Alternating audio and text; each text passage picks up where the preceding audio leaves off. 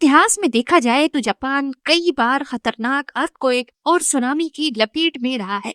वैसे तो अर्थक्वेक और सुनामी से बचना किसी के बस की बात ही नहीं, पर जापान के पास इनसे मुकाबला करने के सिवा और कोई ऑप्शन भी नहीं है। पिछले 1300 सालों में करीब 143 सुनामीज जापान पर हमला कर चुके हैं, जिनके नतीजे में अभी तक 1,30,874 लोगों की जान जा चुकी है।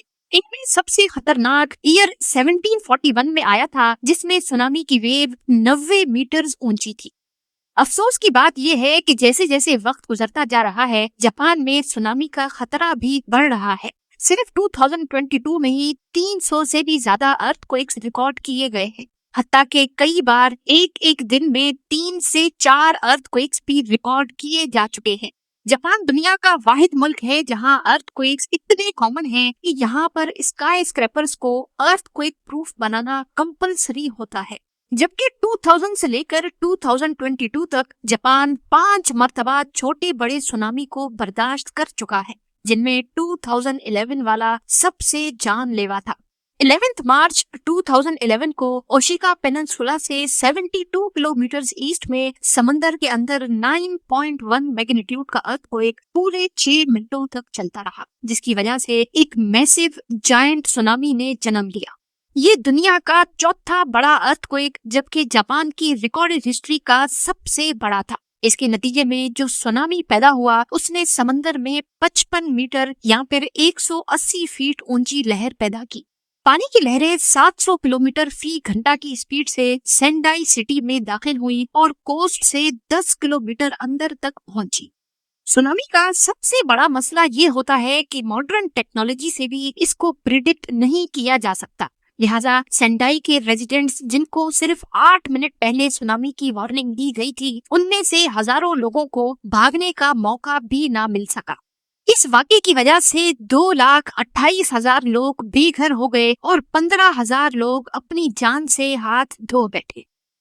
एक तरफ कयामत का आलम था तो दूसरी तरफ यहाँ फुकुशिमा डाइची न्यूक्लियर प्लांट भी फेल हो गया, जिसकी वजह से खतरनाक न्यूक्लियर डिजास्टर ने जन्म लिया।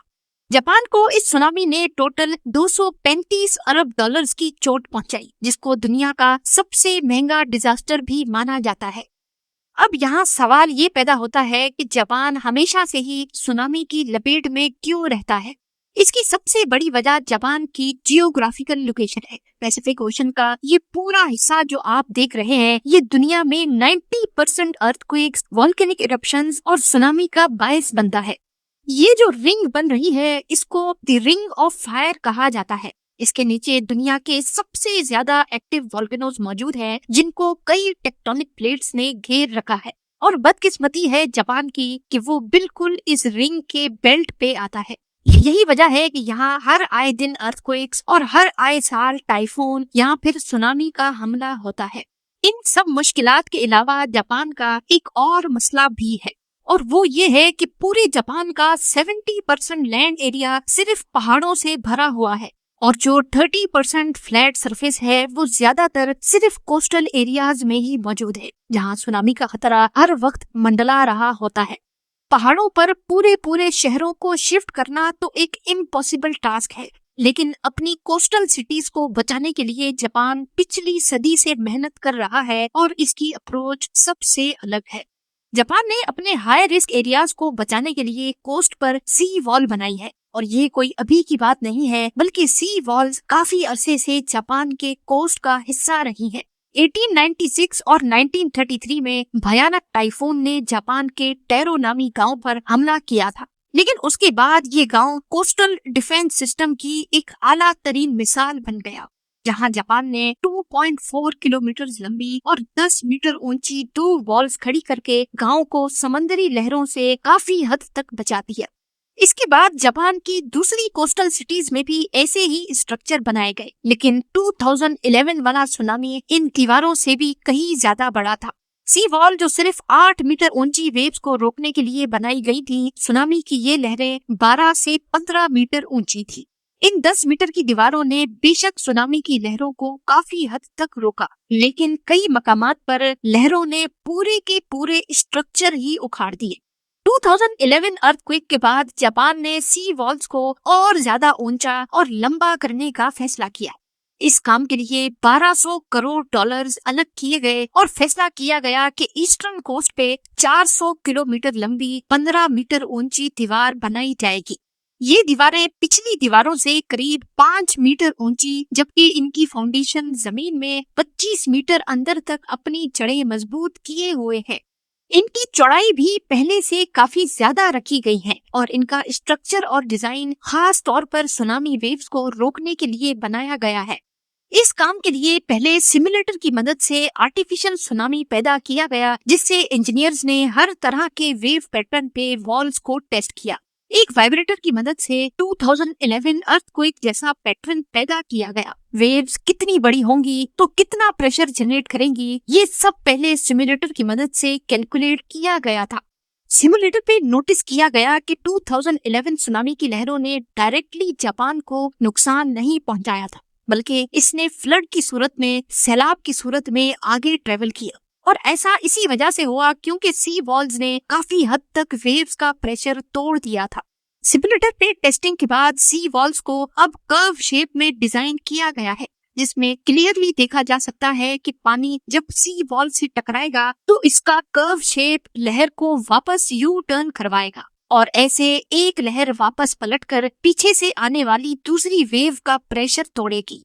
सुनामी की वेव्स के प्रेशर को तोड़ने के लिए जापान ने सिर्फ वॉल्स ही नहीं बनाई, बल्कि हॉट स्पॉट लोकेशंस के करीब समंदर में ब्रेक वाटर भी बनाए गए हैं। जब लहरें कोस्ट की तरफ बढ़ती हैं तो पहले ये ब्रेक वाटर इनका प्रेशर तोड़ता है, उसके बाद ये 15 मीटर ऊंची वॉल्स। दूसरी तरफ लोकल कम्युनिटीज इस सी वॉल से खासी तंग है, क्योंकि कई मकामात पर ये वॉल्स 4 स्टोरी बिल्डिंग जितनी ऊंची हो जाती हैं, जिससे लोगों को ऐसा महसूस होता है कि वो किसी जेल में बंद है। कुछ लोगों को डर है कि जापान इन सी वॉल्स की वजह से अपने टूरिस्ट खो बैठेगा। जापान ने सुनामीज को 2 अलग अलग लेवल्स में डिवाइड किया है। लेवल 1 सुनामी जो हर 50 से 60 सालों में आता है, इनकी लहरें 15 मीटर तक ऊंची होती है और इन्हीं के लिए ये दीवारें बनाई गई है। लेकिन लेवल 2 सुनामी जो कई 100 साल या 1000 साल में एक मर्तबा आता है, ये सी वॉल्स अकेली उसको भी नहीं रोक पाएंगी। इसके लिए हॉटस्पॉट लोकेशंस पर सुनामी मिटिगेशन पार्क्स बनाए जाएंगे। इन पार्क्स में दरख्तों की एक दीवार होगी जो न सिर्फ सुनामी के प्रेशर को तोड़ेंगी, बल्कि पानी जब वापस समंदर में जाता है तो अपने साथ बहुत सारे ऑब्जेक्ट्स भी लेकर जाता है। दरख्तों के तने मोटे मोटे ऑब्जेक्ट्स को रोकने का काम भी करेंगे। जापान की सी वॉल इंजीनियरिंग का एक हैरान कुन कारनामा है और तबाह कुन सुनामी का सामना करने में किसी हद तक फायदेमंद भी। अपने आप को कुदरती आफत से बचाने के लिए जापान हर मुमकिन कोशिश कर रहा है, लेकिन उसके साथ ही जापान इस हकीकत से भी आगाह है कि ये सी वॉल कोई परमानेंट सॉल्यूशन नहीं है। बढ़ती हुई ग्लोबल वार्मिंग समंदरों के लेवल को दिन ब दिन बढ़ा रही है, तूफानों की शिद्दत बढ़ रही है और अर्थक्वेक्स एक रोज का मामूल बन चुके हैं। जापान को अच्छी तरह मालूम है कि ये जायंट स्ट्रक्चर इसको कुदरती आफत से 100% प्रोटेक्शन नहीं दे सकेगा। 12 अरब डॉलर्स का खर्चा करके असल में जापान ने अपने लोगों के लिए टाइम खरीदा है, ताकि जब ये दीवार वेव्स के प्रेशर को तोड़ेंगी तब तक लोगों को वहां से निकलने का टाइम मिल जाएगा। उम्मीद है ये वीडियो भी आप लोग भरपूर लाइक और शेयर करेंगे। मिलते हैं अगली शानदार वीडियो में।